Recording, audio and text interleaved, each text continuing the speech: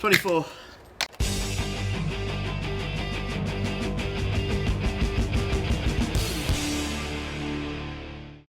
Hello and welcome to Bloke on the Range. Now on to Rifle 2 in our, what will hopefully be an extremely long running and extremely nerdy series on Mad Minutes.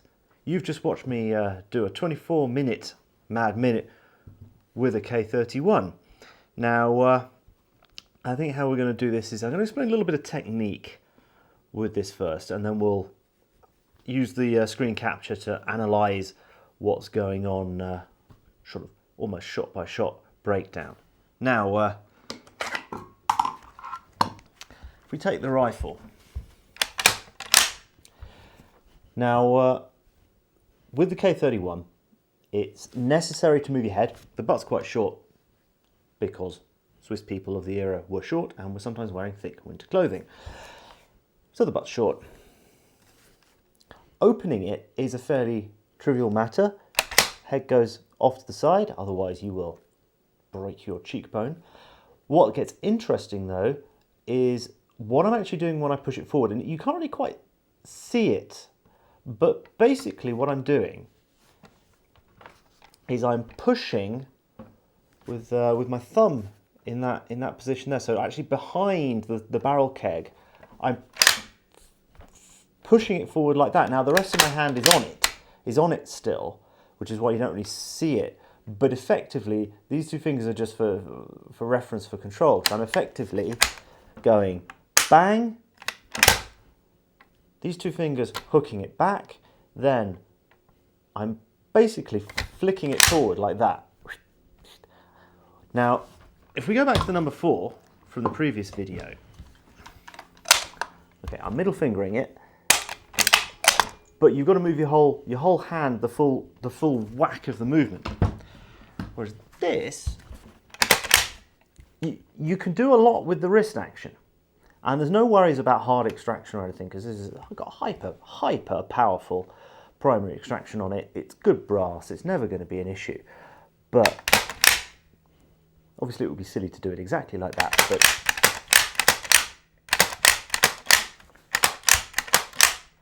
there's a lot less arm movement. It's all kind of in the wrist. Now, you can't middle finger it. You could almost ring finger it, but it's just, forget it. So every time I'm coming back onto the pistol grip, and this you see in its effect on target, it's a fairly good group. Bang, bang, bang. You see I'm basically throwing it forward. Other than that, that's about it on bolt working. Now there's another point I will get to when we get to it in the video. So let's go over to the screen capture. Okay, same setup as before. So we've got the shot timer and the No Pro. 6 rounds in. Mount the rifle. Start the timer. And then I forget. I've just been shooting 2 rifles where I could middle finger it. So let's watch me screw that up again. Hank tries to middle finger, fails, can't find it. There we go.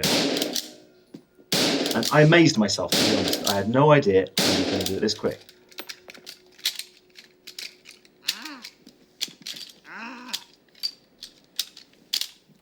Right.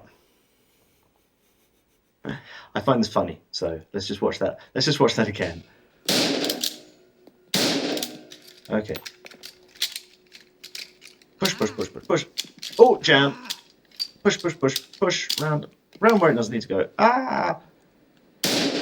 And then we're back. Now, to come back to reality here. What's going on there?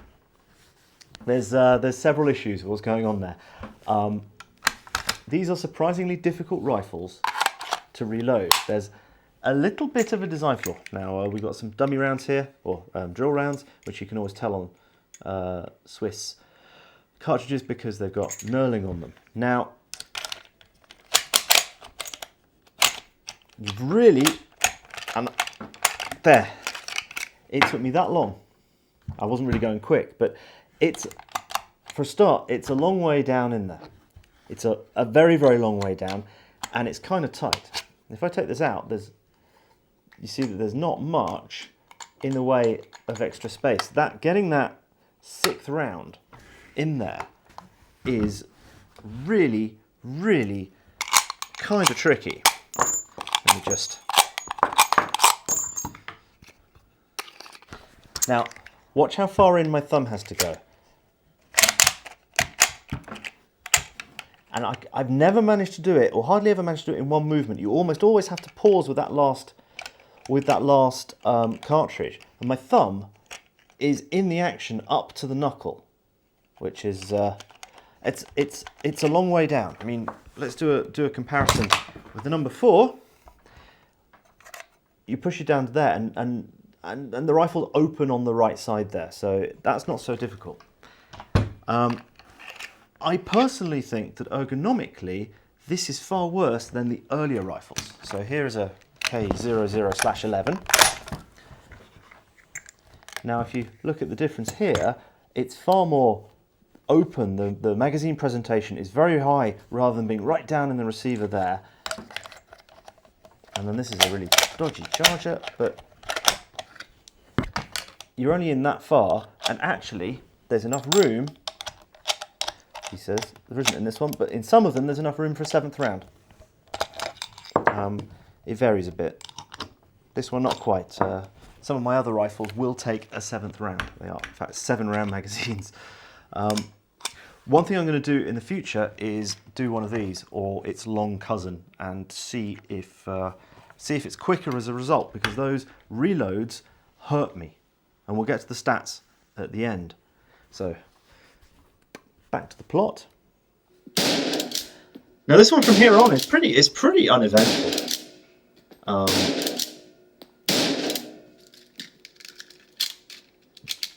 Another tricky reload.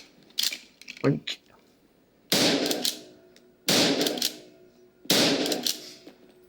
I mean, really, there's nothing exciting to report. The rifle's not getting problematically hot. It's just getting that 6th round into the magazine.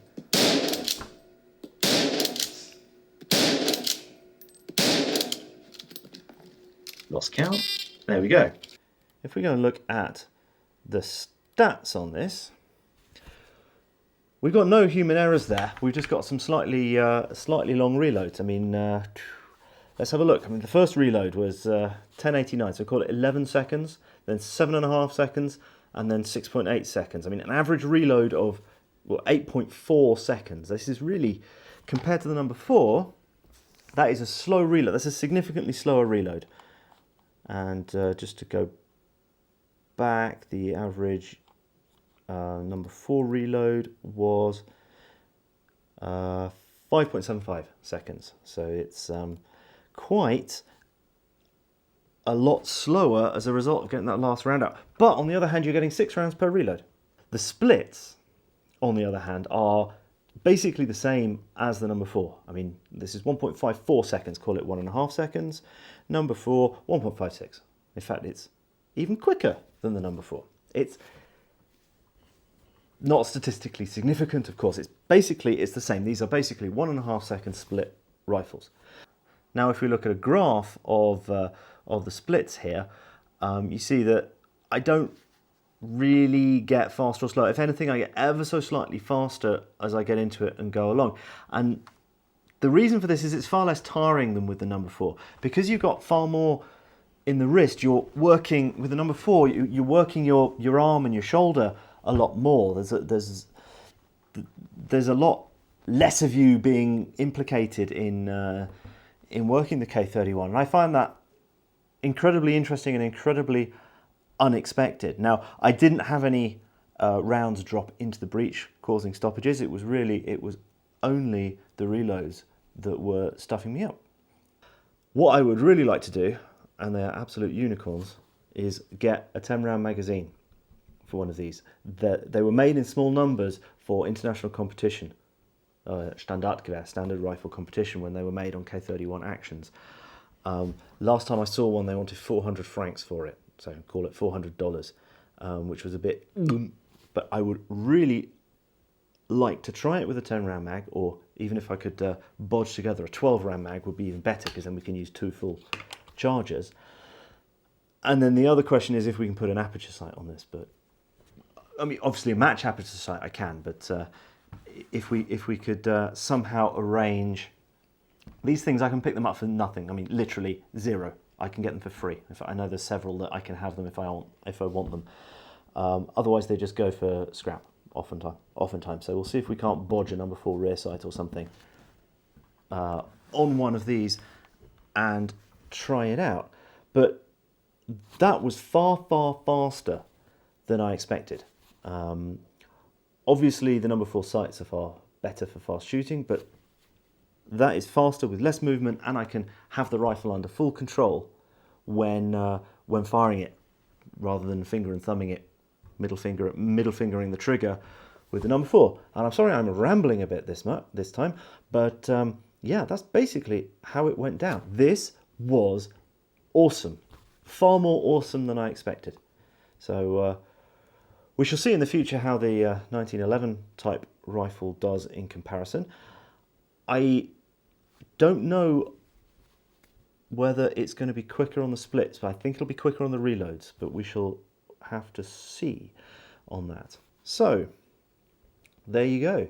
Thank you so much for watching and tolerating my blather for the last however many minutes this has ended up being. Please like and subscribe, and if you haven't already done so, please consider supporting us on Patreon, because these kinds of mad minute videos are really expensive to produce. Every time you hear a bang there, that's $1.